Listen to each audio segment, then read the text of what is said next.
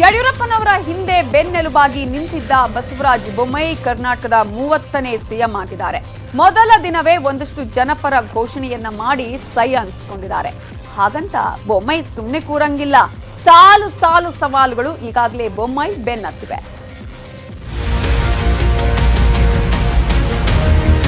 ಮುಂದಿನ ಮುಖ್ಯಮಂತ್ರಿ ಬಸವರಾಜ ಬೊಮ್ಮಾಯಿ ಹೆಸರನ್ನು ನಾನು ಪ್ರಪೋಸ್ ಮಾಡ್ತೀನಿ. ನಾನು ಬಸವರಾಜ ಬೊಮ್ಮಾಯಿ ಕರ್ನಾಟಕದ ರಾಜ್ಯದ ಮುಖ್ಯಮಂತ್ರಿಯಾಗಿ ನನ್ನ ಕರ್ತವ್ಯಗಳನ್ನು ಶ್ರದ್ಧಾಪೂರ್ವಕವಾಗಿ ನೆರವೇರಿಸುತ್ತೇನೆಂದು ದೇವರ ಹೆಸರಿನಲ್ಲಿ ಪ್ರಮಾಣ ಮಾಡುತ್ತೇನೆ. ಕರ್ನಾಟಕದ 30ನೇ ಮುಖ್ಯಮಂತ್ರಿಯಾಗಿ ಬಸವರಾಜ ಬೊಮ್ಮಾಯಿ ಗದ್ದುಗೆ ಏರಿದ್ದಾರೆ. ರಾಜಭವನದಲ್ಲಿ ನಡೆದ ಸರಳ ಕಾರ್ಯಕ್ರಮದಲ್ಲಿ ಬಸವರಾಜ ಬೊಮ್ಮಾಯಿ ಮುಖ್ಯಮಂತ್ರಿಯಾಗಿ ಅಧಿಕಾರ ಸ್ವೀಕರಿಸಿದ್ರು. ಬೊಮ್ಮಾಯಿ ಪಾಲಿನ ಗುರು ಯಡಿಯೂರಪ್ಪ ಸೇರಿ ಎಲ್ಲರ ಆಶೀರ್ವಾದ ಶುಭಾಶಯಗಳು ಸಿಕ್ತು.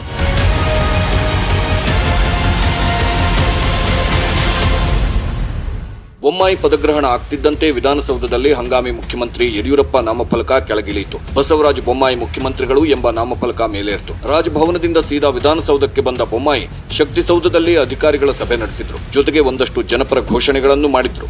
ರೈತರ ಮಕ್ಕಳಿಗೆ ಹೊಸ ಶಿಷ್ಯ ವೇತನ ಯೋಜನೆಯನ್ನು ಜಾರಿ ಮಾಡಿ, ಇದಕ್ಕೆ ಈ ವರ್ಷ 1,000 ಕೋಟಿ ರೂಪಾಯಿ ಹೆಚ್ಚುವರಿ ವೆಚ್ಚದಲ್ಲಿ ಇದನ್ನು ಮಾಡ್ತಾ ಇದ್ದೇವೆ. ಇದಕ್ಕೆ ಸಂಧ್ಯಾ ಸುರಕ್ಷಾ ಯೋಜನೆ ಏನು ವೇತನ ನೀಡ್ತಾ ಇದ್ದೇವೆ ಅದು 1,000 ರೂಪಾಯಿ ಇದೆ, ಅದನ್ನು 1,200 ರೂಪಾಯಿಗೆ ಹೆಚ್ಚಿಸ್ತಾ ಇದೆ.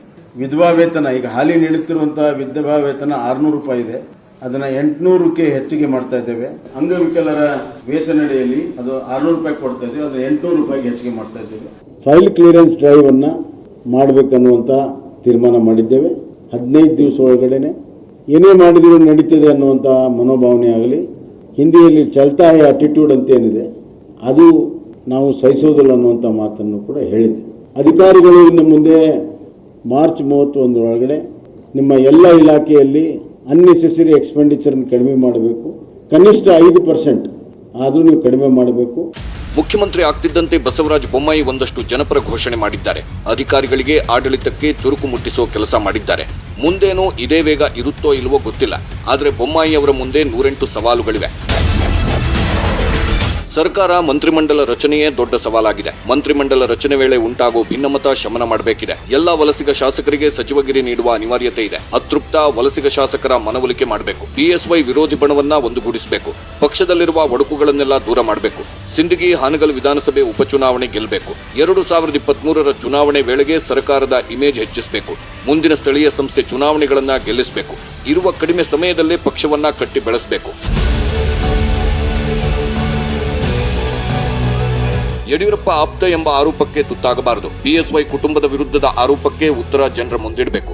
ರಾಜ್ಯದಲ್ಲಿ ಕಾನೂನು ಸುವ್ಯವಸ್ಥೆ ಸುಧಾರಣೆ ಆಗಬೇಕು. ಲಿಂಗಾಯತ ಸಿಎಂ ಎಂಬ ಹಣೆಪಟ್ಟಿ ಕಳಚಬೇಕು. ಎಲ್ಲಾ ಸಮುದಾಯಗಳಲ್ಲಿನ ಒಡಕು ದೂರ ಮಾಡಬೇಕು. ಉತ್ತರ ಕರ್ನಾಟಕ ಭಾಗಕ್ಕೆ ಹೆಚ್ಚಿನ ಆದ್ಯತೆ ಕೊಡಬೇಕಾದ ಅನಿವಾರ್ಯತೆ ಇದೆ. ಸಮಸ್ಯೆಗಳ ಮಧ್ಯೆ ಮುಖ್ಯಮಂತ್ರಿ ಪಟ್ಟಕ್ಕೇರಿದ್ದು ಈಗ ಜನರ ದೃಷ್ಟಿ ಬೊಮ್ಮಾಯಿ ಸರ್ಕಾರದ ಕಡೆ ಇದೆ. ರಾಜಕೀಯ ಸವಾಲುಗಳ ಮಧ್ಯೆ ರಾಜ್ಯದಲ್ಲಿ ಸಮಸ್ಯೆಗಳ ಸರಮಾಲೆಯೇ ತಾಂಡವವಾಡುತ್ತಿದೆ. ಸವಾಲ್ ನಂಬರ್ 1, ಕೋವಿಡ್-19 3ನೇ ಅಲೆ ತಡೆಗೆ ಅಗತ್ಯ ಕ್ರಮ ಕೈಗೊಳ್ಳಬೇಕು. ಸವಾಲ್ ನಂಬರ್ 2, ಲ್ಯಾಬ್ಗಳು, ಬೆಡ್, ಆಕ್ಸಿಜನ್, ಲಸಿಕೆ ಕೊರತೆ ಆಗಬಾರದು. ಸವಾಲ್ ನಂಬರ್ 3, ಸಂಕಷ್ಟಕ್ಕೊಳಗಾದ ವಲಯಗಳ ಪುನಶ್ಚೇತನ ಆಗಬೇಕು. ಸವಾಲ್ ನಂಬರ್ 4, ಪ್ರವಾಹ ಸಂತ್ರಸ್ತರಿಗೆ ಶಾಶ್ವತ ಪರಿಹಾರ ಕೊಡಬೇಕು. ಸವಾಲ್ ನಂಬರ್ 5, ಸರ್ಕಾರಿ ಕಚೇರಿಗಳಲ್ಲಿರುವ ಲಂಚಾವತಾರ ನಿಲ್ಲಿಸಬೇಕು. ಸವಾಲ್ ನಂಬರ್ 6, ಬೆಂಗಳೂರಿನ ಕಸ, ಗುಂಡಿ ರಸ್ತೆಗಳಿಗೆ ಮುಕ್ತಿ ಕೊಡಬೇಕು. ಸವಾಲ್ ನಂಬರ್ 7, ಕೇಂದ್ರದಿಂದ ಹೆಚ್ಚಿನ ಪರಿಹಾರ ತರುವ ಧೈರ್ಯ ಮಾಡಬೇಕು. ಸವಾಲ್ ನಂಬರ್ 8, ಉದ್ಯೋಗ ಸೃಷ್ಟಿ, ಶಿಕ್ಷಣ ಕ್ಷೇತ್ರದಲ್ಲಿ ಕ್ರಾಂತಿ ಸೃಷ್ಟಿಸಬೇಕು. ಸವಾಲ್ ನಂಬರ್ 9, ರೈತರ ಸಮಸ್ಯೆ, ನೀರಾವರಿ ಸಮಸ್ಯೆಗಳನ್ನ ಬಗೆಹರಿಸಬೇಕು. ಸವಾಲ್ ನಂಬರ್ 10, ಸರ್ಕಾರದ ಖಜಾನೆ ತುಂಬಿಸುವ ನಿರ್ಧಾರಗಳಾಗಬೇಕು. ಮುಖ್ಯಮಂತ್ರಿಗಳಾಗಿರೋ ಬಸವರಾಜ ಬೊಮ್ಮಾಯಿ ಇಷ್ಟು ಸವಾಲುಗಳನ್ನ ಮೆಟ್ಟಿ ನಿಂತಿದ್ದೇ ಆದ್ರೆ ಜನನೇ ನೆಕ್ಸ್ಟ್ ಟೈಮ್ ಬಿಜೆಪಿಗೆ ಜೈ ಅನ್ನೋದ್ರಲ್ಲಿ ಎರಡು ಮಾತಿಲ್ಲ. ಇದೆಲ್ಲದರ ಜೊತೆಗೆ ದೆಹಲಿ ನಾಯಕರನ್ನು, ಪಕ್ಷವನ್ನು ಮೆಚ್ಚಿಸುವ ಕೆಲಸ ಬೊಮ್ಮಾಯಿ ಮುಂದಿದೆ. ಮಿಸ್ ಆದ್ರೆ ಬೊಮ್ಮಾಯಿಗೂ ಕುರ್ಚಿ ಕಂಟಕ ಬರೋದು ನಿಶ್ಚಿತ. ಇದಕ್ಕೆ ಕಾರಣನೂ ಇದೆ. ಕೆಲಸ ಮಾಡದ ಸಚಿವರನ್ನೇ ಮೋದಿ ಕಿತ್ತು ಹಾಕಿದ್ದಾರೆ. ಹಿರಿತನ ಇದ್ರೂ ಯಡಿಯೂರಪ್ಪರನ್ನೇ ಕೆಳಗಿಳಿಸಿದ್ದಾರೆ. ಈಗ ಬೊಮ್ಮಾಯಿ ಮುಂದೆಯೂ ಇದೇ ಸವಾಲುಗಳಿವೆ.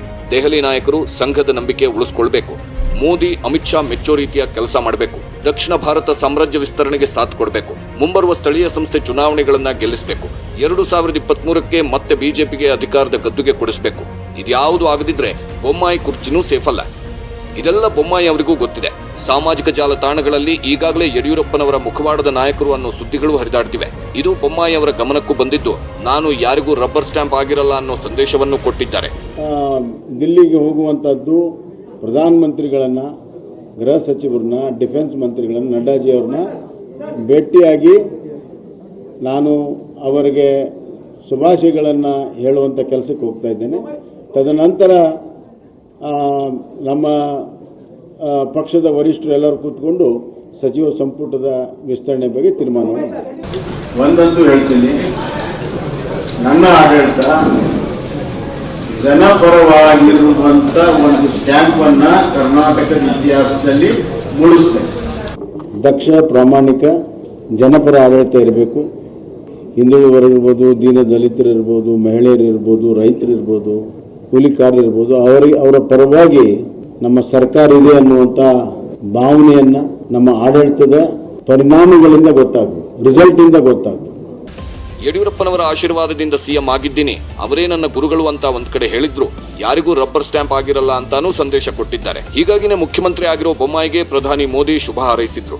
ಉತ್ತಮ ಆಡಳಿತ ನಡೆಸುವಂತೆ ಟ್ವಿಟರ್ ಮೂಲಕ ಪ್ರಧಾನಿ ಮೋದಿ ಗೃಹ ಸಚಿವ ಅಮಿತ್ ಶಾ ಕಿವಿ ಮಾತನ್ನು ಹೇಳಿದ್ದಾರೆ. ನೋಡೋಣ ಬೊಮ್ಮಾಯಿ ಆಡಳಿತ ಹೇಗಿರುತ್ತೆ ಅಂತ.